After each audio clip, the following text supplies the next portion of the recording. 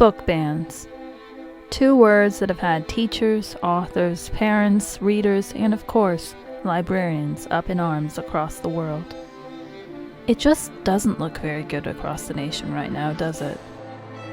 If you've been paying attention to the news, or even just social media, you're probably aware that book bans have been on the rise for the last couple of years now, and it only seems to be getting worse. The American Library Association has released new preliminary data documenting the continued rise in attempts to censor books and materials in public, school, and academic libraries during the first 8 months in 2023. Between January 1st and August 31st, 2023, ALA's Office for Intellectual Freedom reported 695 attempts to censor library materials and services and documented challenges to 1,915 unique titles. The number of unique titles challenged has increased by 20% from the same reporting period in 2022, the year in which the highest number of book challenges had occurred since ALA began compiling this data more than 20 years ago. Most of the challenges were to books written by or about a person of color or a member of the LGBTQIA+ community. My name is Lauren. I'm an MLIS grad student and the Student Advocacy President at San Jose State University. I, like many other students, have been watching the world respond to the issue that severely impacts the industry that many students like myself are hoping to enter. Admittedly, it looks pretty bleak. That's why I decided to put out a call to get the perspective of real-life experienced librarians today, to hear their side of the story. Even though an angry guy called me, but it was really funny. Full voice. I'm like, I thought it was the same thing. Not a single person. Yeah, exactly. This is good. This is a good time to graduate now. Yeah, that's so cool. Well, thanks for letting me know. What I say is, have them read the book.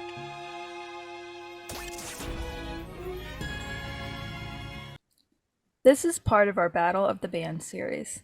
In this interview, I spoke with G. Because of the current climate surrounding queer and trans people, especially in schools, G decided not to have their face or voice on social media connected to this hot topic issue. Instead, I've invited former advocacy intern and iSchool alumni, Jax. They will be reading the conversation I had with G with me. So the general question would be, what has been your experience of book challenges and bans? I have helped my district kind of rework our challenge form. Like many school districts, it hadn't been revised in a very long time. So I worked with our educational services department to kind of evaluate where the previous challenge form was and update it so that it could be a little more grounded in academic rigor, such as requiring challengers to provide professional review sources. For example, in my district currently, we have been really fortunate. We have had some complaints, but nothing has escalated to a formal challenge.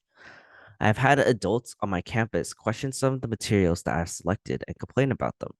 One title was a graphic novel that had to do with police brutality, and they said that it was anti-cop, and they thought it was bad. Nothing came of that complaint. So I've been really fortunate so far. I just have had some complaints, none of the outright attacks, but they're coming, so. How long have you been a teacher librarian? I've worked in school libraries for about 5 years, but it's only been this past year or so that I fully finished the credential. I started off as an assistant, and then I've been working on my LMT, and I've only just gotten my credential the past year. Part of why I asked this is because you're younger, so I just wanted to know, have you noticed a trend of things becoming more tumultuous in this area in the time that you've been working? Or do you feel like it's been about the same throughout, basically? I feel like it's definitely become a lot more tumultuous. I've definitely seen an increase in targeted organizing against librarians throughout the country. And there has really been a shift, even just like in the county where I live. At a public library, there were 2 patrons who made it publicly known that they checked out all the books in the pride display with no intention of returning them unless the materials were going to be removed. So that's like an action that hasn't necessarily happened before. That happened in some capacities before, but that was very public. Very recently, there has been a lot of protests.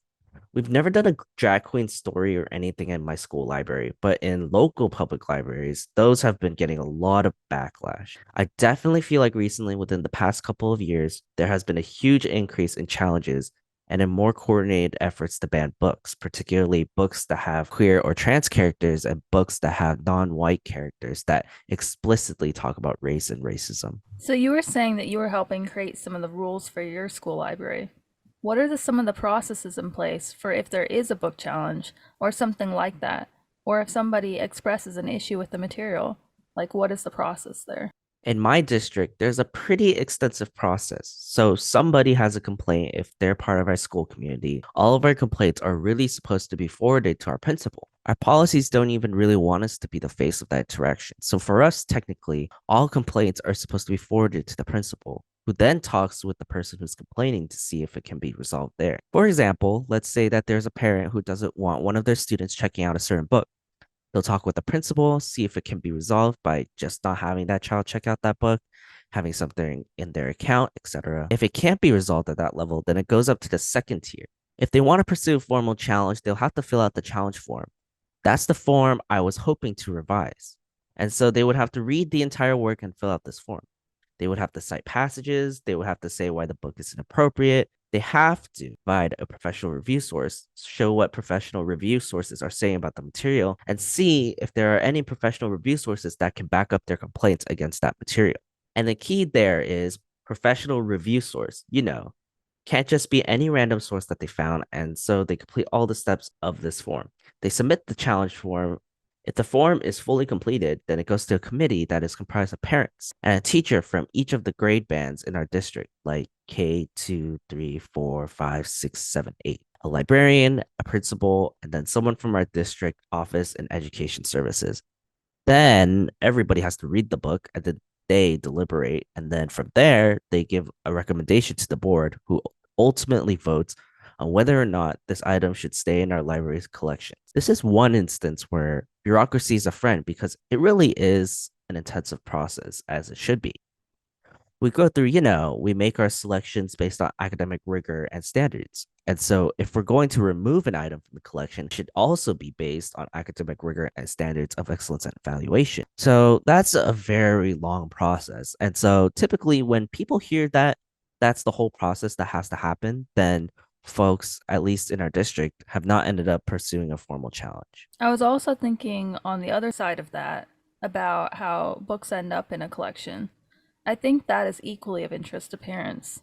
The other teacher librarian I was speaking to was saying that there's a difference between intentionally bad actors and parents who have fallen prey to the messaging of those bad actors who maybe don't really understand. And they're like, could a book that's explicit somehow end up in a middle grade library? Or, they don't really understand how this works. How do books end up in your library? I think that what you're saying is super important. And I think because there is a lack of knowledge, even within my fellow staff, of the credentials that I possess and what I actually do. And so I think something that I'm trying to work on is more library advocacy and building kind of that rapport with parents. We're a little more hands off at the middle school level. But, to show like this is like their standard. So when I want to add a book to our library's collection, I first pull data on what we currently have circulating, where there are gaps in the collection. And then from there, I'm researching where I can fill those gaps. What our areas of needs are. I'm looking at multiple professional review sources, consulting publisher ratings, as well as the professional review sources, like School Library Journal, for example. And then I'm seeing, okay, is this going to be a good fit? Is this going to be checked out? Is this getting quality reviews from the professional review sources? For every single book that I included in our collection, I try to get at least one professional review source. Sometimes for things like manga, it can be a little harder to get professional review sources for them because there is still a struggle to get comics and sequential literature to be seen as real reading. So those are a slightly different process, which I can talk about later because manga age ratings, especially for middle school, are a whole other can of worms. But from there, I make a list of titles that I would like to purchase. It goes to my principal who reviews the list. And then from there, it gets submitted to someone from our education services team for them to look over as well. So there are multiple people who are looking at our book list before we get the okay to purchase. And sometimes that means you have to wait like 4 months for the books that you order to end up on your shelves. But there is in my district this process of review. I think that's important to know. There's obviously a lot of misinformation about books in school libraries. The teacher librarian I was speaking to before was saying that the complicated thing about elementary school libraries, obviously, is that there's like a wide range. You have kindergarten potentially to fifth grade.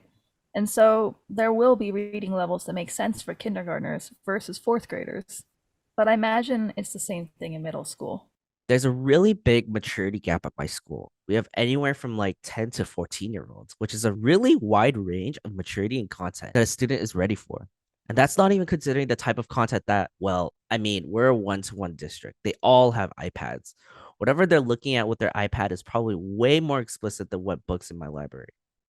But even still, we need to serve all our patrons. So my students who are 14, who are ready for more mature content or stuff that discusses things at a higher academic level, they deserve books just as much as our brand new incoming sixth graders who might still be clinging onto a well-loved, very short chapter book from when they were in elementary school. And that whole band deserves to be served, and students deserve to challenge themselves as they read. Part of that selection process is something that I go over with the students when they're first visiting the library, kind of saying, you get to choose what you read. And if you don't like something that makes you feel weird, if you're like, oh, I'm not ready for this, you just stop. You don't have to keep reading it. And I think that's really important for students to hear as well, and to get to know their own limits and to know what they're ready for and to know what they're not ready for. Like they'll open a comic book from Avatar: The Last Airbender in which the two main characters share a kiss and they're like, "Ooh, kissing." And like, okay, well, if you know you're having that reaction, you don't have to read it. You could just put it away and find that we have many other books that we have at our library. Meanwhile, I have kids who are coming in that are like, I want a scary horror story. Or I have kids that are coming in and they're like, I want to read a book about a kid navigating abuse. I want information about drugs. And so it is my job to select appropriate resources that are going to serve our students. I've had kids come in asking for resources about self harm, for example, and I want to be able to point them in the right direction.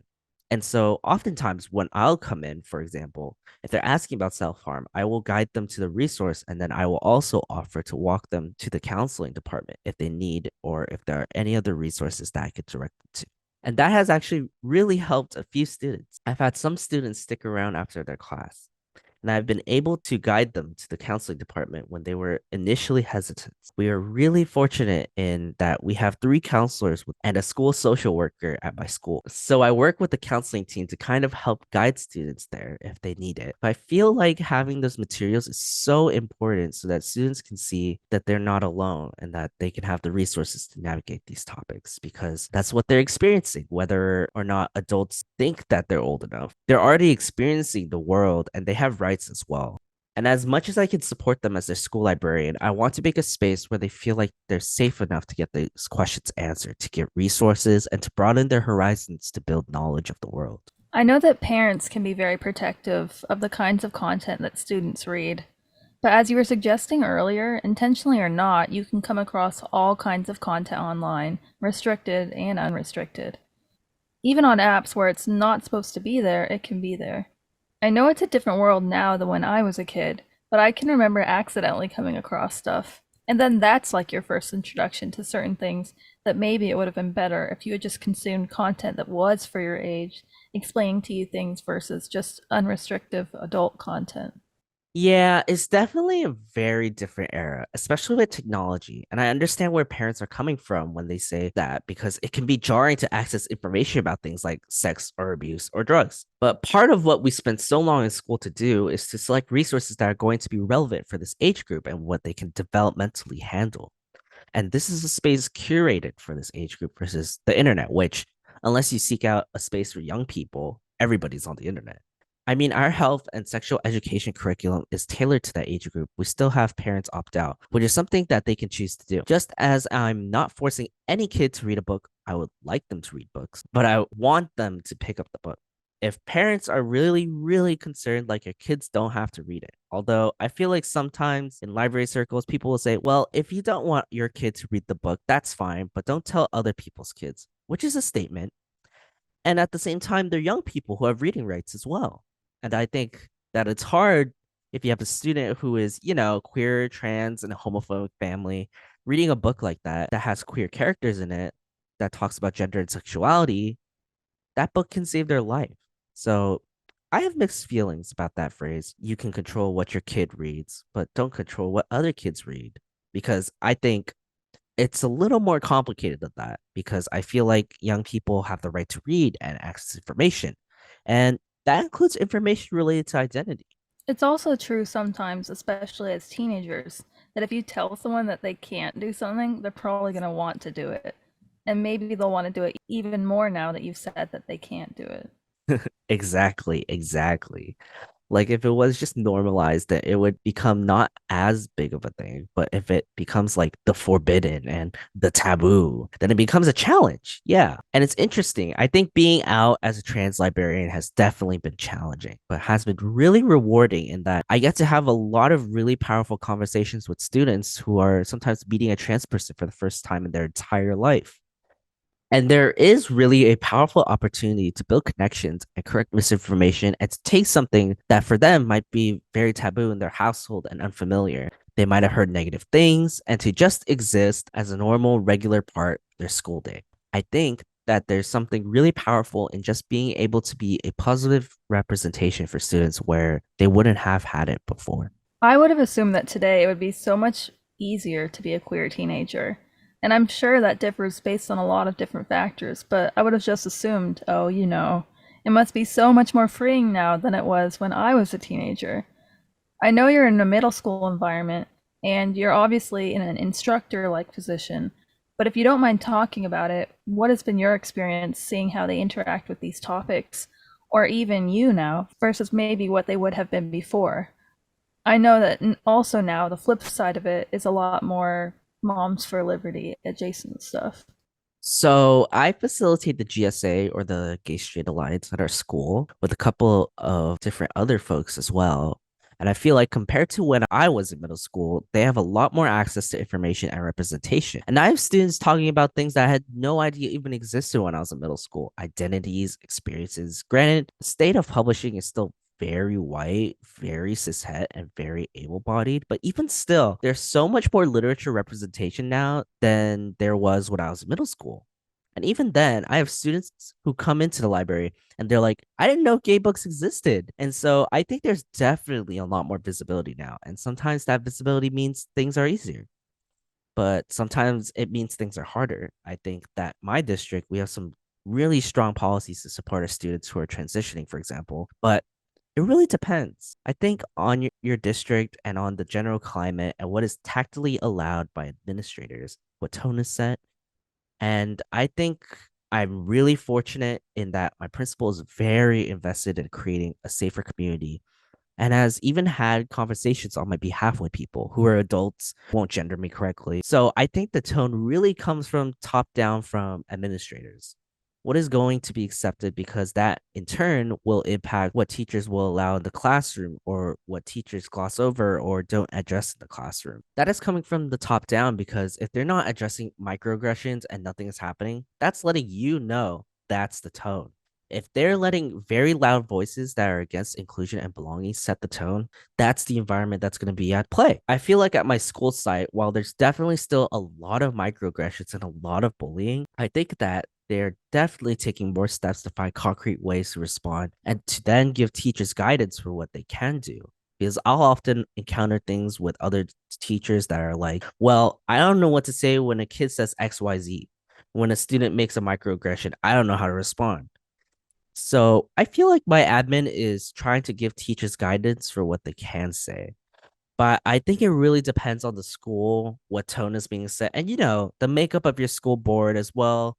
Because for us, they have a lot of power, and if they exercise that, I mean, we just saw in Temecula, the Temecula School District, they fired their superintendent. Right after banning material that mentioned gay politician Harvey Milk.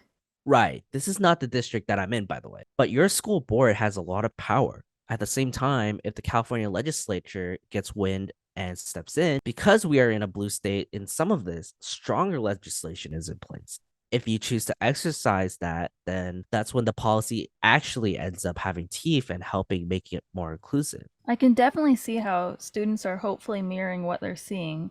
They can see what's allowed, and hopefully the adults are setting a good example for them.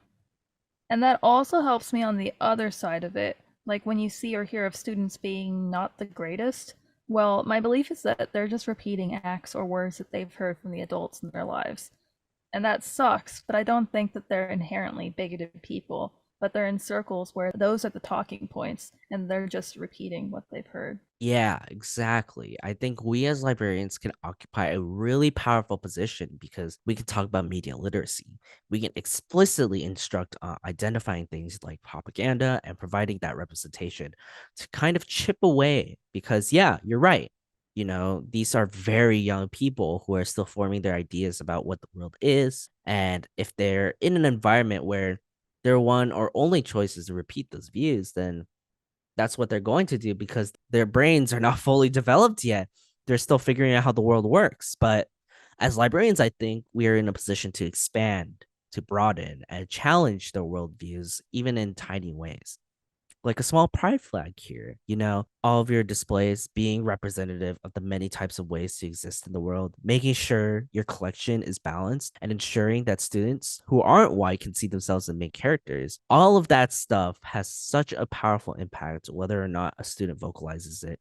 So I think that there's a lot of opportunities to counter the negative messaging. So you said that there's been some parents potentially or adults that have expressed concern about something, but then it hasn't actually gone through.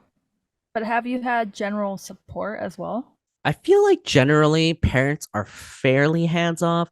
I don't really actually interact with parents that much. We have events at the library occasionally, and that's typically where I'll see parents, or because I also manage the curriculum for our entire school and the technology distribution as well. Typically, the most interaction I'll have is regarding textbooks or iPads, and typically they're not too concerned. More often than not, I've had such a positive response from parents who have come into the library and are like, oh, this is a really welcoming space. Or they'll check out books for themselves. We'll have a lot of families whose primary language at home is Spanish. And so I really try to increase my Spanish language section. So I have parents who come in and check out books to read for themselves in Spanish will also come in and check out books for their younger students. They'll check out some of our bigger picture books as well. So generally, the parent response that I've gotten has really been positive.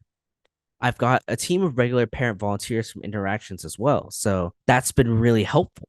I think for the most part, I've been very fortunate. And most parents were like, yeah, that's fine. I just want them to read. I feel like more of the negative comments have been from other staff. But unfortunately, that is because some of them expressed transphobic rhetoric and other racist and other bigoted commentary. So, yeah, that's been really unfortunate. But I feel very, very fortunate in that my parent community, the small interactions that I've had with them have been pretty consistently positive. I had one parent complain about the pronouns in my email signature, but that didn't end up going anywhere. So what would you say then are you the most concerned and or optimistic about with the general atmosphere right now? I'm definitely concerned because we haven't had a super big challenge yet. In every single surrounding school district near us, there has been something really big happening. And so I think it's really just a matter of time before it comes to us. There's definitely transphobia, racism, etc. in our community. It's generally fairly conservative. And I think as an out trans school librarian, I'm particularly afraid of how my identity can be weaponized against me as a school librarian. There are straight cis older female librarians who are being called groomers and pedophiles who belong to identity groups who have historically not had those things. Whereas queer and trans teachers, we know we have in California the Briggs Initiative, which sought to fire lesbian and gay teachers on the basis that they were all pedophiles. And like, that's history and living memory. So there's such a documented history of calling queer educators pedophiles combined with people making false claims about there being pornography in libraries, calling librarians groomers, like all of this. And because of vitriolic social media pylons that's doxing what's happened, there are librarians whose families have been threatened. And so I'm definitely afraid of that, especially because I'm out at work and one of the only trans employees in my entire district. It's bleak, but I'm definitely afraid of something happening, especially because I don't want that fear to censor my collection. I'm still making choices that I feel like are based on data, that are based on professional reviews, and that my students want, and that my teachers are asking for. And some of that content is stuff that people who are out on a mission to ban books want to ban. So that's definitely something I'm concerned about. I'm optimistic that hopefully the spotlight will help galvanize people who maybe haven't been as aware or kind of push people to take a stand to support libraries and librarians. I think that as we just saw with Temecula, California could have just not done anything. You're not seeing anything. California is in the upper department of education, but I am optimistic that they have had such a strong and public response as well. I think Gavin Newsom made an entire public statement about the situation. And I think that I am optimistic because it seems like we have these strong policies and it seems like they're actually being enforced. And so I'm optimistic that, well, people who are challenging books might not care about the policy. It seems that at the highest echelons of the people who enforce the policy, it seems that these people actually care. So I am hopeful that we will continue to see that and we will see support because I think that there are a lot of librarians who are not feeling as supported right now. I'm hopeful that this will help get people the support they need. We'll see, but I'm trying not to scroll myself into oblivion, so. I'm not on the teacher librarian track, at least not right now or anything. But one thing I noticed was that I think a lot of you are somewhat isolated as being the only library person in your school. How do you think that other libraries, especially public libraries, could be supporting you or supporting school libraries through what's going on? Especially if something were to happen, eventually, what could people do to best support what's going on? This is such a good question. I was just thinking about this because our district doesn't have a super big relationship with our public library, but that's something I want to change. And I think that you're exactly right. We're both in libraries, but the public environment is very, very, very different from the school environment. I would love to have collaborations where we mutually support each other. Like stuff that public librarians could do, for example, is come to your local school board meetings. Like in the city where I live, if there's a challenge, if there's somebody complaining, they can come and present to the school board to give an additional community perspective that is grounded in academic rigor. I think just that communication, that community aspect, I'm a big fan of just general meetups and just talking. I've tried to organize stuff like that in my school district because it really is isolating. You're often the only person in your entire school who has your position. And regardless of whether or not you have your certificate, you might be the only library person in your entire district, and it can be really isolating. So I feel like finding that community, having opportunities to come together to organize as well, or even just to co-apply for grants or things like that. It can be really hard to get the funds to get the books. I've been very fortunate in being the recipient of multiple grants per year, and my principal is pretty supportive of giving me a proper budget, but even within my district, that's not always the case. We can help promote each other's events. We can be there for each other. And if something happens to the public library, then the school librarians can come and show their support as well. We can even co-host programs together because when two librarians come together, we can share resources and ideas, and there's a lot there. But it's hard, it's time and effort. And so often those are the two things that we have the least, especially I think in school libraries where we kind of get all this extra responsibility put on us. In addition to managing my library, I also have to manage all the curriculum for a school and all the technology for a school as well. And because we are a Title I school with a certain amount of chronic absenteeism, we get evaluated every year. And so someone comes in and they count the textbooks and make sure that there's enough for every single student at home and in school. And so I have to prepare for that audit every year. And then we get fined if we don't. I mean, doing that is time away from the library. It's time away from collaboration. And so I think, yeah, because it is so isolating, I think finding that community is so crucial and to just not get super burnt out and stressed and scared. Since that interview over the summer, in the week leading up to Banned Books Week, California Governor Gavin Newsom signed legislation effectively banning identity-based book bans in our state. This should hopefully help teachers and teacher librarians like G, even as they receive what may be some impending backlash from aggrieved parties. California is the second state to ban book bans. While this is an exciting time for our state, other states are still at risk, and teacher librarians are at the front lines.